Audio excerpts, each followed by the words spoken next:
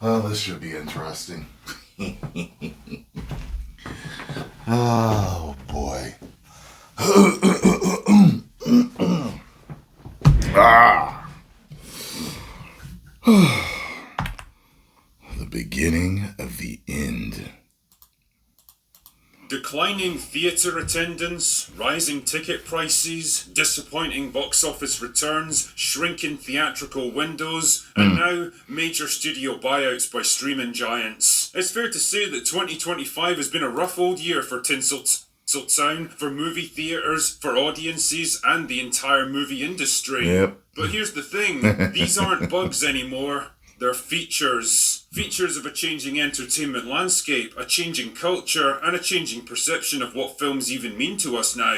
The recent news that Netflix have officially won the bidding war to buy out Warner Brothers and their entire catalogue of IPs seems to have thrown the entire industry into a tailspin. Yeah, everybody flipping out about it. Fandom, Hollywood, president talking about it. Sounded like he wasn't okay with it, but now it sounds like he's okay with it.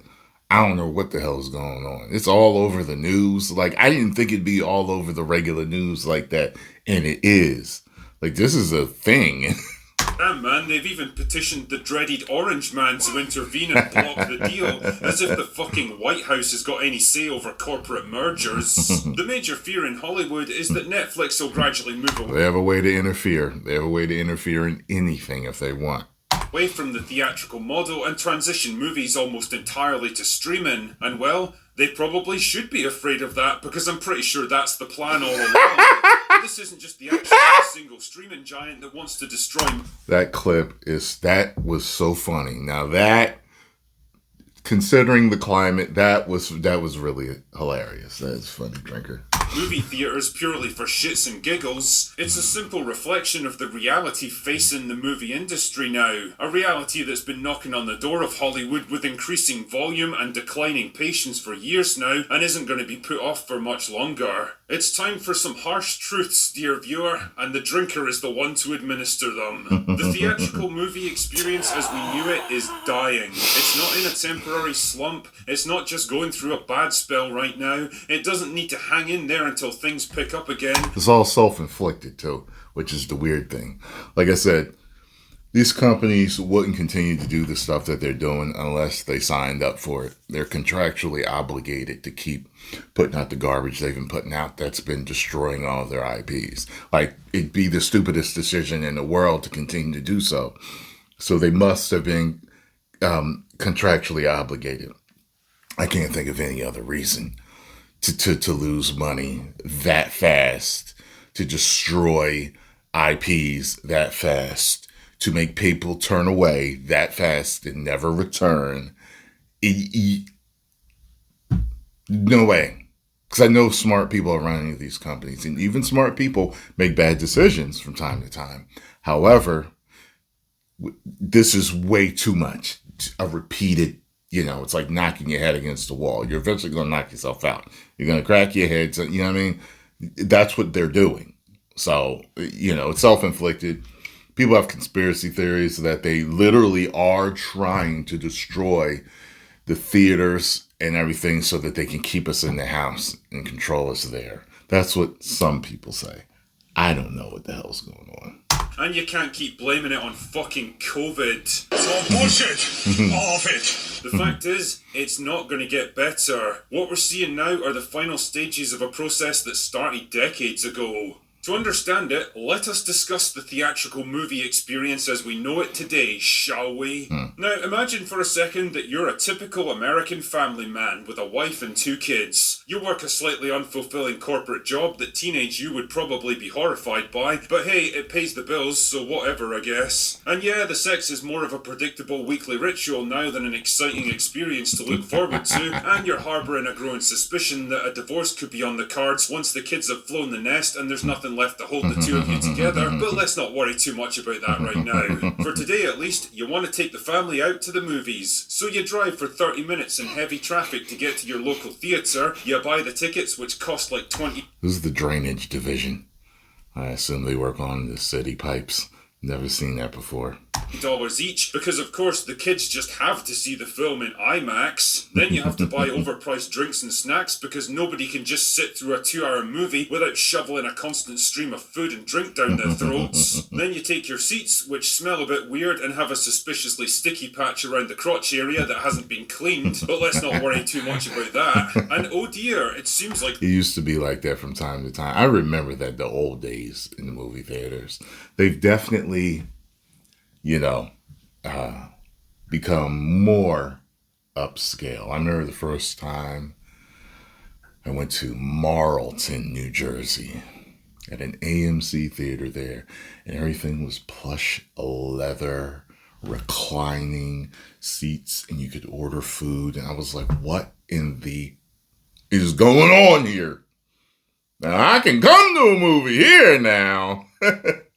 there's a bunch of teenagers sat right behind you. What are the odds, eh? I hope you like eavesdropping because you're going to be hearing them talk about every single detail of their lives throughout the entire movie. But hey, it's just part of the theatre experience, right? Oh yeah, and half the people around you already have their phones out.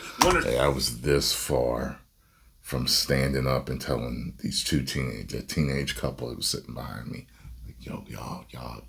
I was so close. I decided, I told Scarlett. So we moved a little bit down and we were good. Two are watching TikTok videos with the volume turned way up, and one guy's having a full-on argument with his girlfriend on speakerphone. But hey, it's just part of the experience, am I right? So you settle in as the lights go down, and you try to ignore the teenagers behind you, and the people who are still filtering in and tripping over people because the lights... You know what's so great?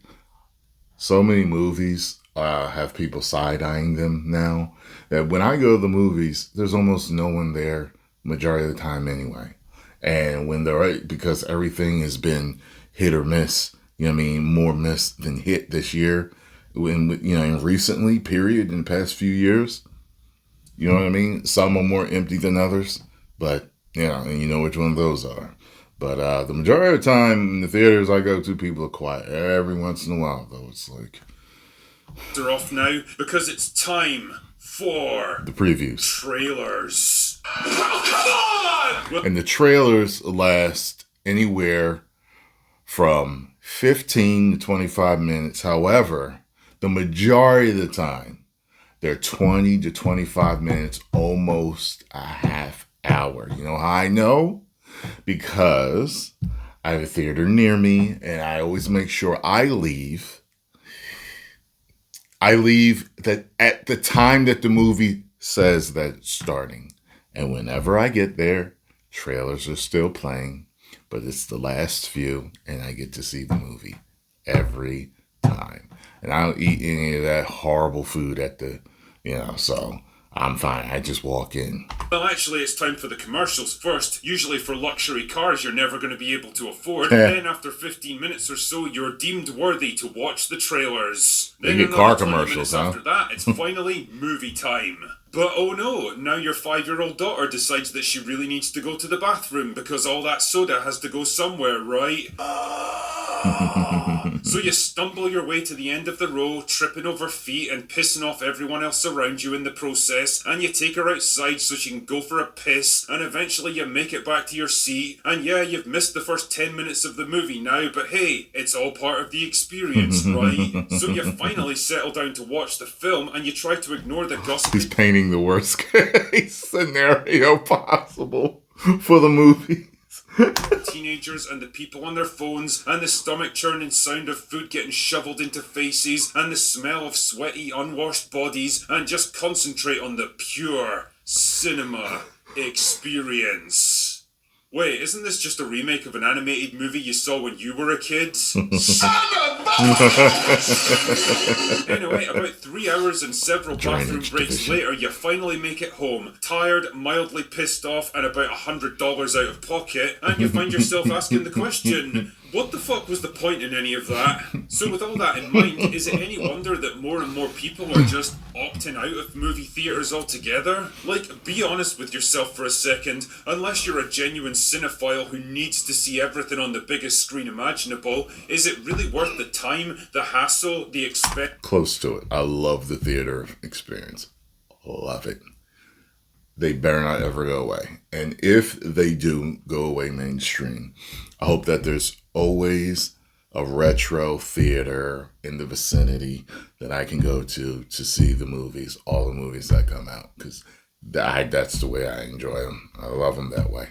Nothing like the theater experience, especially when there's a bunch of fans in the theater. There's a bunch of fans in the theater. Fans know to shut the up. I remember when I went to see Dragon Ball Super Resurrection at F in the theater. And I remember when I got there a little early, and I was sitting there, and I can tell you that I was this close to snapping, because the entire theater was nothing but laughing, joking, doing impressions of Dragon Ball characters, doing impressions of Dragon Ball abridged characters. Everybody is just nerding out, acting just complete idiots. And I was like, they're going to be like this during the movie? Like I'm telling you, and there was a group of dudes behind me. I was right there, dog. And guess what? When the lights went down, everyone shut the up. They were all quiet. They respected the movie. And guess what? When something badass happened, they cheered. When something funny happened, we laughed. When something that was a wink at us, that was fan service, we exploded. You know what I mean? Like, it was a perfect cinematic experience in a crowded, packed theater. I couldn't believe it. But that's when fans go. It can be hit or miss, when it's just a big movie. But I noticed when I went to see Endgame, fine. When I went to see Infinity War, fine. When I went to see, No Way Home, fine. A lot of big movies, you just never know, but The irritation and the discomfort just to see something that will probably be available on streaming in a few weeks anyway. Which brings me neatly along to my second point, the alternative. The appeal of the movie experience was always in the scale and spectacle, because until pretty recently, nothing in your home could ever hope to compete with it. Still Not can't. Anymore, however. These days, like $1,000 or less will get you a pretty... I do not like projectors at all. It looks like you're sitting in a theater with the lights half turned on. I can't stand projectors. Now, I love my OLEDs. I have a couple of OLEDs in the house, and I absolutely love them. Nothing's like the theater, though. Nothing. I'm not so lazy as I have to stay home and just watch it on streaming and press a button. No. I love the theater experience. And give me the 2 middle seats. Serious home cinema setup. A setup that's ready to go whenever you want it, where you don't have to drive for half an hour just to get there, or shell out for overpriced snacks, or sit through endless trailers and commercials for the privilege of watching something that you've already paid for, or be forced to share the experience with a bunch of strangers who can spoil your enjoyment at any time they want. Hey, we went to see a movie in 4DX, right? This was so funny. So when we sat down, I'm sitting down, and this dude, I'm not joking when I tell you he is the meme of the neckbeard. There was nothing different about him. He smelled funny. He was shoveling popcorn into his mouth. He had the neckbeard. He had the glasses. He had the hat. He just disheveled hair. Like, he was really big. He was like 300 pounds. He was all of it, right? I asked Scarlett to switch seats with me because she's smaller. Like, this dude was leaning on me. She was like, "No, man." I was like, "You're smaller. Like, you should be okay. It shouldn't crowd you." So she switches with me, right? She's like, at one point she's looking at me. I was like, she was like, "He's disgusting." I was like, all right, just move over here. Because nobody was sitting there. But you know how it is these days, at least in American theaters, you buy your tickets, you pick them. So other people might pick other seats, and they're reserved. So if they come, you got to get up. And I told her, I said, all right. I said, if somebody come, I'll get up. And since this is the seat I picked for me. So no one came. And I remember, like, 10 minutes into the movie, you know when you feel somebody looking at you? I look over, he's looking right at me. Like he's looking at me like, she moved because of me, didn't she? Meanwhile, his arm is hanging into her seat as he's shoveling more popcorn, looking at me. Perfect movie moment in a movie. Like, that's perfect comedy. Where you can pause the movie whenever you want and never miss a second of it. And most importantly, where the whole thing doesn't set you back more than $100 a pop. It's a trade-off for sure. Get the Wriggle Unlimited. You pay like if you see a lot of movies, it's worth it. You pay like $26 a month. That's something like that. It's like 20 something bucks a month. And then when any movie comes out, like a normal, like a standard, I pay 53 cents per ticket. Think about that. If I review a bunch of movies, and it's way worth it. Even if it's not, if you and your wife or you and your friends, your buddies, whatever, y'all like to go to the movies a lot, imagine paying 20, and then you pay 50 something cents for a standard movie. That's a steal. A trade-off between spectacle on one side and comfort and convenience on the other, and the fact is, that trade-off's getting more and more appealing for the average person every single year. When you get right down to it, the harsh reality is that movie theatres are an outdated form of entertainment now, a holdover from the 20th century that's been propped up beyond its time by one simple philosophy. Maybe it is. I just hope the normies keep going, because I love the theaters. More. Gigantic budgets, more visual effects, bigger screens, louder sound systems. Studios and theatres have been locked into a cinematic arms race for decades now, pushing technology and spectacle as far as they could go until finally they hit an evolutionary dead end. It was always going to happen, it was just a question of when. And as it happens, the answer is now. So what does it all mean? Is this the end of Hollywood? The end of movies? The end of the world as we know it? No. Just so you guys know, Drinker always puts a clip in of I can't even think of his name. Face Off. Well, I'm just having a brain fart because I know I should know his name. He always puts a clip in of him crying on the toilet and drinking in his drawers, and I got a yellow $sign for that one time. They limited my video because of that. So whenever you see me cut that out, that's the reason why. Yeah. Of course not. There's always going to be a demand for entertainment. That Nick Cage. Change. It's just the method of delivery that's evolving. People are going to watch more movies in the comfort of their own homes. It's inevitable. Theatrical windows are going to get shorter and probably vanish altogether eventually, so that movies will get released simultaneously onto streaming and theatrical.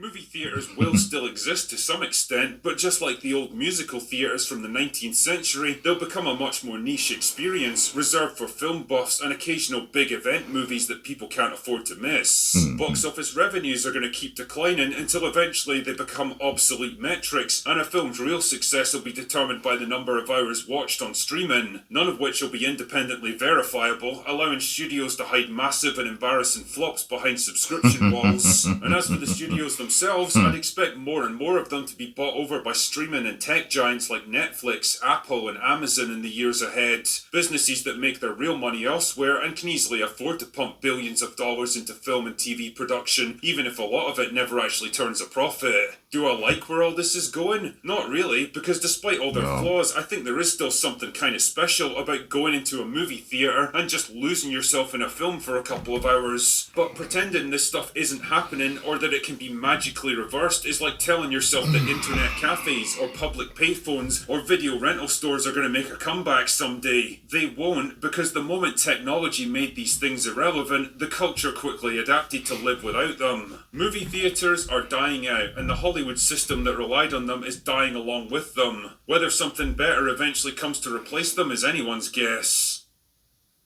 Anyway, that's all I've got for today. Go away now. It is what it is. Good video, Drinker. Maybe the normies really are like that and they just don't care anymore. I don't like it. I don't like it at all. But it is what it is. It is something that we could eventually see disappear. I just hope it doesn't happen. Post the comments down below. Let me know what you all think. If you enjoyed my thoughts on this and my commentary, hit the like button, subscribe, and share. And get over and follow the Critical Drink here. 10 million subscribers.